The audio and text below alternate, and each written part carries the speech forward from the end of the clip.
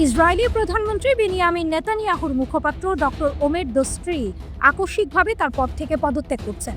নেতানিয়াহুর স্ত্রী সারার সঙ্গে দ্বন্দ্বের জেরে তিনি এই সিদ্ধান্ত নিয়েছেন বলে জানিয়েছে নাম প্রকাশে অনিচ্ছুক একাধিক সূত্র। শুক্রবার 5 জুলাই ইসরায়েলি সংবাদ মাধ্যম চ্যানেল 13-এর বরাতে এক প্রতিবেদনে এই তথ্য জানিয়েছে টাইমস অফ ইসরায়েল।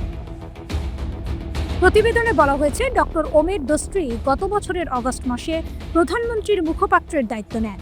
তবে প্রধানমন্ত্রীর স্ত্রী সারার নেতানিয়াহুর সঙ্গে তার সম্পর্ক খুব ভালো ছিল না। এর আগে বিগত বছরগুলোতে প্রকাশিত ইসরায়েলি গণমাধ্যমের প্রতিবেদনে দাবি করা হয়েছে, সরকারের শীর্ষ নিয়োগের ক্ষেত্রে সারা নেতানিয়াহুর উল্লেখযোগ্য প্রভাব রয়েছে।